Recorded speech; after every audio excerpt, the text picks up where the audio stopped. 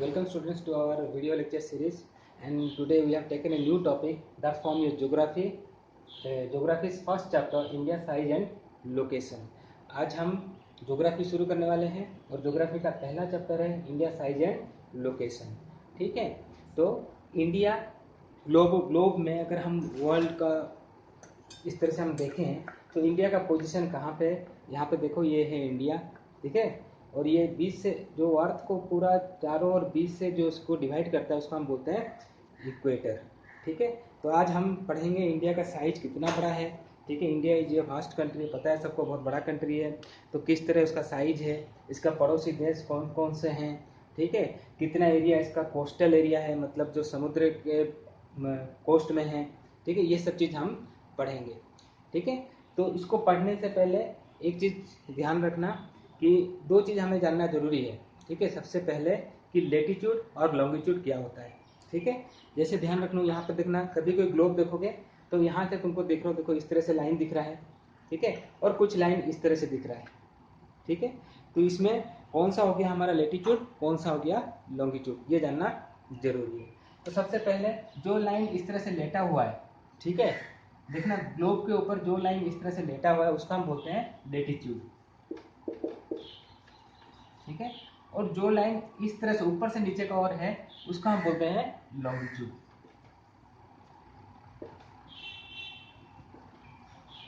ठीक है, तो लेटीट्यूड लॉन्गिट्यूड अभी ध्यान रखना, इसमें कंफ्यूज मत होना। लेटीट्यूड मतलब जो लेटा हुआ लाइन और लॉन्गिट्यूड मतलब जो इस तरह से खड़ा हुआ लाइन। ठीक है, तो हम इसी के हिसाब से हमें पूरा ज्योग्राफी पढ़ना है, इसलिए इसको इसमें कभी कंफ्यूज मत होना। ठीक है, तो ये लेटीट्यूड और लॉन्गिट्यूड समझ गए। ठीक है, अब इंडिया का पोजीशन क्या है। ठीक है, यहाँ से मैं शुरू करता हूँ, बताता हूँ इंडिया का पोजीशन क्या है। एक मिनट। अच्छा, देखो जो इंडिया का पोजीशन है, ठीक है, देखो ये क्या है यहाँ पे। अच्छा, पहले तुमको मैं बताता हूँ, एक चीज़ और बताता हूँ। यहाँ पे मैंने कुछ बनाया है, ठीक है, ये बुक में नहीं है, सिर्फ तुम्हें जानने के लिए। ठीक है, तुम्हारा अंडरस्टैंडिंग, क्योंकि इसको जान लोगे तो हमें थोड़ा सा आसानी होगा समझने में। ठीक है, तो सबसे पहले यहाँ पे देखो, ये मैंने एक ग्लोब बनाया है, अर्थ बनाया है। यहाँ पे देखो, यहाँ पे लिखा है मैंने 90 डिग्री नॉर्थ और ये 90 डिग्री साउथ। ठीक है, जो ऊपर वाला एरिया है, ठीक है, जो नॉर्थ पोल है वो 90 डिग्री में होता है।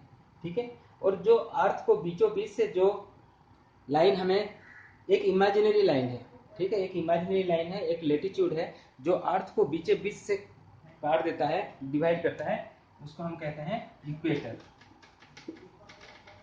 ठीक है, इक्वेटर ध्यान रखना।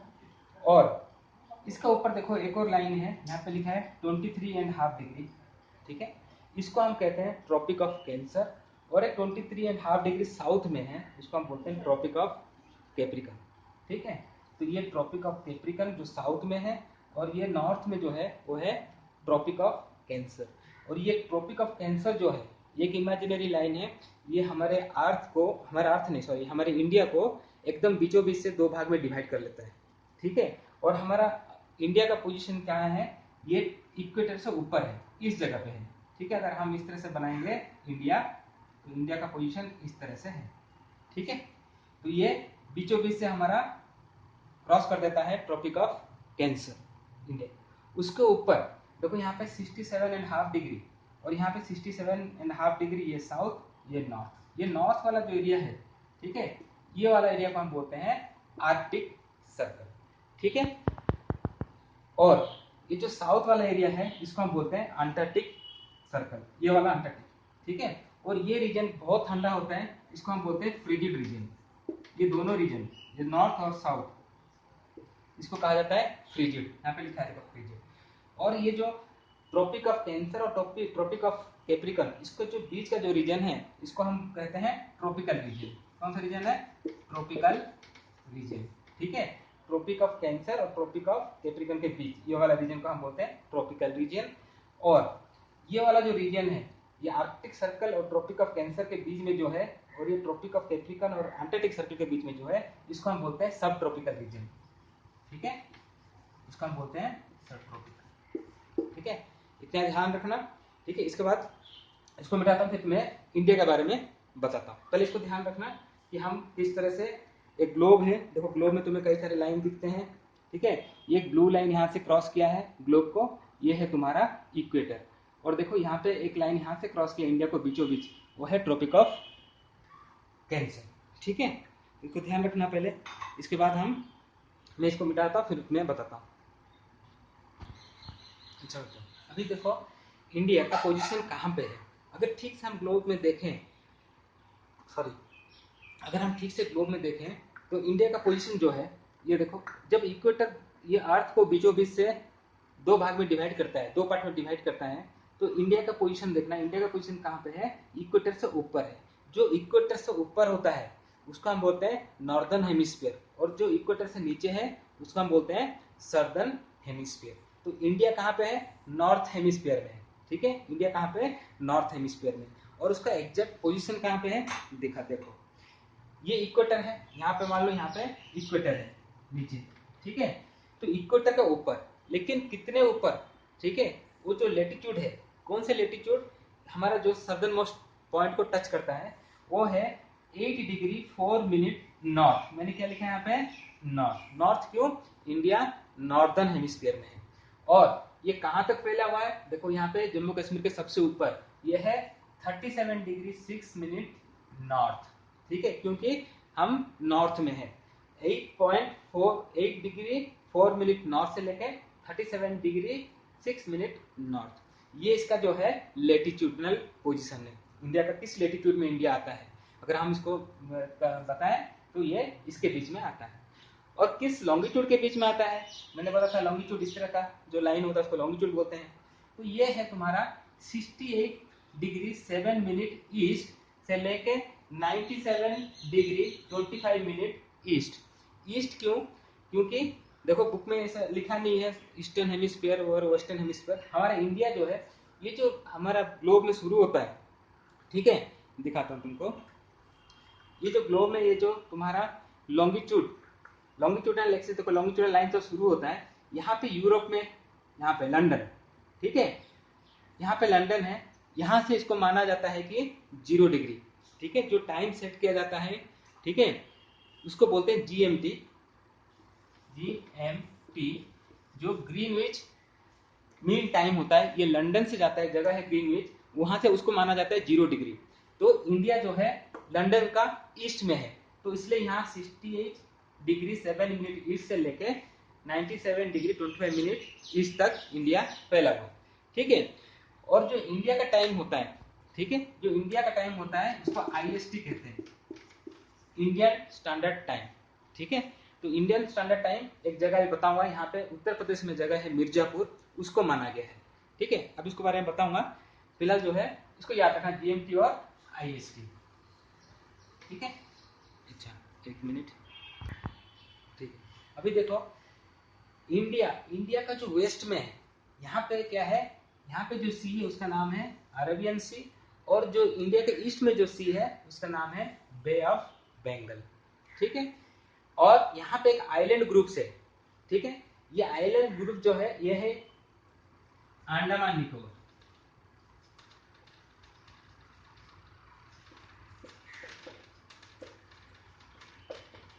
बे ऑफ बंगाल में जो आइलैंड ग्रुप है इंडिया का, वो है अंडमान एंड निकोबार आइलैंड्स, और जो अरेबियन सी में आइलैंड ग्रुप है उसका नाम है लक्षद्वीप, ठीक है। ध्यान रखना, अरेबियन सी में लक्षद्वीप है और बे ऑफ बंगाल में अंडमान एंड निकोबार आइलैंड्स है, ठीक है। और इंडिया के जो नॉर्थ में, यहाँ से तुम्हारे जम्मू कश्मीर से लेकर अरुणाचल प्रदेश में, यहाँ पे बड़े बड़े पहाड़ हैं, जो इंडिया को यहाँ पे इंडिया के सर को कवर कर रहा है, ठीक है। इसको ये है हमारा हिमालय, क्या है, हिमालय, ठीक है, ये है हमारा हिमालय। इसके बाद जो इंडिया का डिस्टेंस है, देखो यहाँ पे वेस्ट से लेके पूरा यहाँ पे ईस्ट तक, ये जो डिस्टेंस है, ठीक है, ये तुम्हारा है 2933 किलोमीटर, ठीक है, यहाँ से यहाँ, क्योंकि इंडिया एक बहुत बड़ा कंट्री है और इसलिए यहाँ से यहाँ जो डिस्टेंस है 2933 किलोमीटर, इसलिए यहाँ पे टाइम डिफरेंस भी हो जाता है। अगर अरुणाचल प्रदेश इंडिया में नहीं होता, कोई दूसरे कंट्री में होता, तो 2 घंटे का 2 आवर्स का टाइम डिफरेंस होता अरुणाचल प्रदेश और गुजरात के बीच में, ठीक है। अरुणाचल प्रदेश में सूर्योदय जल्दी होता है, सनराइज जल्दी हो जाता है, ठीक है, इन कंपेरिजन टू गुजरात, ठीक है। और इसका जो डिस्टेंस हम यहां से लेके नॉर्थ से लेके हमारा साउथ तक, ठीक है, ये कितना है, 1 मिनट बताता हूं। ये है तुम्हारा 3214 किलोमीटर, ठीक है। ध्यान रखना कितना है, ये तुम्हारा गुजरात से लेके इस टिप से लेके यहां तक का डिस्टेंस 2933 किलोमीटर, और ये तुम्हारा है 3214 किलोमीटर, ठीक है। इंडिया ये जो एरिया है गुजरात से लेके यहां तक वेस्ट बंगाल तक, ये एरिया को हम बोलते हैं कोस्टल रीजन। क्या कहते हैं, कोस्टल रीजन, ठीक है। और हमारे इंडिया के वेस्ट में अरेबियन सी है, और ईस्ट में बे ऑफ बंगाल है, और साउथ में इंडियन ओशन है, ठीक है। जो अरेबियन सी में जो आइलैंड ग्रुप है उसका नाम है लक्षद्वीप, और बे ऑफ बंगाल में जो आइलैंड ग्रुप है उसका नाम है अंडमान एंड निकोबार आइलैंड्स, ठीक है। और ऊपर नॉर्थ में जो है वो पहाड़ जो हमारा जो है माउंटेन रेंज है, इसका नाम है हिमालयस, ठीक है। और इंडिया जो साइज के हिसाब से देखें तो इंडिया का साइज है 3.28 मिलियन स्क्वायर किलोमीटर, ठीक है। और टोटल जो अर्थ है उसका साइज का ये इंडिया जो है 2.4% है, और इंडिया बहुत बड़ा कंट्री है। और साइज के हिसाब से कंट्री का हम देखें तो इंडिया का पोजीशन 7th है। इंडिया कौन से पोजीशन में, 7th पोजीशन का कंट्री है साइज के हिसाब से वर्ल्ड में। तो इसका मतलब इंडिया से ऊपर 6 कंट्री हैं और इंडिया जो है 7th कंट्री है, ठीक है। तो यहां तक क्लियर हो गया, ठीक है। अच्छा, इसके बाद मैंने कहा ये जो एरिया है, ये एरिया इसको हम बोलते हैं कोस्ट लाइन। इंडिया का कोस्ट लाइन कितना है, ये है 7516.6 किलोमीटर, ये एरिया, ठीक है। ये जो कोस्ट लाइन है इतना है, और जो बॉर्डर है इंडिया का वो है 15,200 किलोमीटर। बॉर्डर कौन सा होता है, बॉर्डर देखो ये वाला एरिया, ये वाला एरिया जो है यहां से लेके ये यहां तक, ये है तुम्हारा बॉर्डर एरिया। ये तुम्हारा 15,200 किलोमीटर है, और जो कोस्ट लाइन है इंडिया का कोस्टल रीजन, उसका लेंथ है 7,516 किलोमीटर। और क्या दिया है तुम्हारे बुक में, हाँ एडवांटेजेस, अच्छा और चीज और क्या दिया देखते हैं, हाँ अच्छा, हाँ अब इंडिया का जो नेबरिंग कंट्रीज है इसके बारे में भी दिया है। जो इंडिया का नेबरिंग कंट्रीज है, मैप दिखाता हूँ, एक मिनट देखो, यहाँ पे देखो इंडिया का जो नेबरिंग कंट्रीज है यहाँ पे छुप गया है। साउथ में टोटल इंडिया के 9 नेबरिंग कंट्रीज हैं, ठीक है। तो साउथ में है श्रीलंका और मालदीव्स। मालदीव्स यहाँ पे है, दिख नहीं रहा है यहाँ पे, साउथ में यहाँ पे श्रीलंका और मालदीव्स है, ठीक है।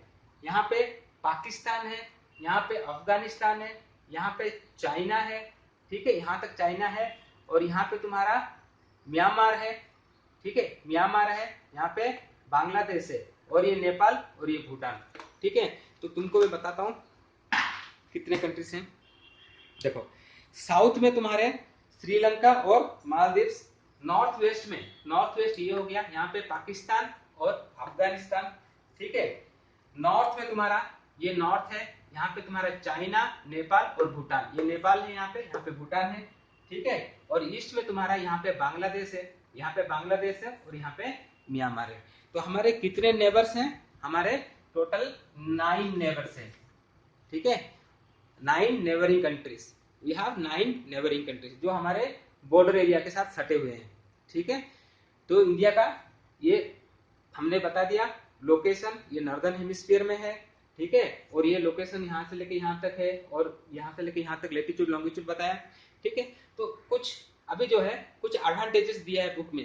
तो इंडिया का लोकेशन का एडवांटेजेस देखो, यहाँ पे इंडिया को हम एक पेनिनसुला भी कहते हैं क्योंकि तीनों साइड से पानी से ढका हुआ है। ऊपर देखो ये पहाड़ से ढका हुआ है। तो ये कंटिनेंट के अंदर एक सब कंटिनेंट भी है और साथ में एक पेनिनसुला भी है, ठीक है। तो इसका कुछ एडवांटेजेस हैं, ठीक है। अभी मैं एडवांटेजेस, इस बोर्ड को मिटा के एडवांटेजेस बताऊंगा। देखो वर्ल्ड में इंडिया का पोजीशन, जो लोकेशन है उसके हिसाब से इंडिया का बहुत सारा एडवांटेजेस है।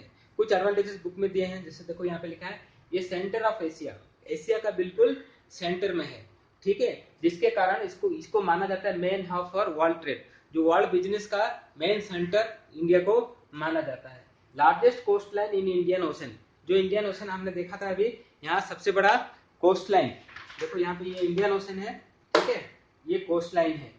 उसके बाद लार्जेस्ट, इससे फायदा क्या होता है, यहाँ बहुत सारा कंट्री से हमारा कनेक्टिविटी बढ़ जाता है। जैसे ये जो डेक्कन पेनिनसुला है, इसको हम कहते हैं डेक्कन पेनिनसुला, ठीक है। तो इससे क्या होता है, Europe, Africa, western and eastern Asia के साथ इंडिया का कनेक्टिविटी बढ़ जाता है। यहाँ पे देखो, यहाँ पे तुम्हारा ये सी रूट्स दिखाया गया है बे ऑफ बंगाल में, ये जो रेड डॉट्स है ये सब शिप दिखा रहे हैं, ठीक है। यहाँ पे देखो, यहाँ पे अरेबियन सी में किस किस कंट्री के साथ हमारा कनेक्टिविटी है, कहाँ कहाँ कनेक्टिविटी है, यहाँ सब दिखाया है मैप में, ठीक है। वर्ल्ड मैप में हमें और क्लियरली दिख जाएगा, ये सब शिप है। तो क्या होता है, तो बिजनेस करने में बहुत आसानी होती है, इसमें ट्रेड करने में, क्योंकि सी रूट हमारे पास बहुत ज्यादा मिल जाता है, क्योंकि हमारे पास लार्जेस्ट कोस्ट लाइन है, ठीक है। उसके बाद most ships travel through Indian Ocean, जो इंडिया नीचे जो है हमारा इंडियन ओशन है, दुनिया भर के जितने भी जहाज हैं वही इंडियन ओशन के थ्रू पास करते हैं, ठीक है। उसके बाद लैंड कनेक्टिविटी भी इंडिया का बहुत अच्छा है बाकी कंट्रीज के साथ, ठीक है। तो यहाँ से अगर पूरा वर्ल्ड मैप देखेंगे तो पहले एक रूट यूज होता था, बहुत तुम 10th में भी पढ़ोगे, ठीक है, जिसके बाद नाम है सिल्क रूट,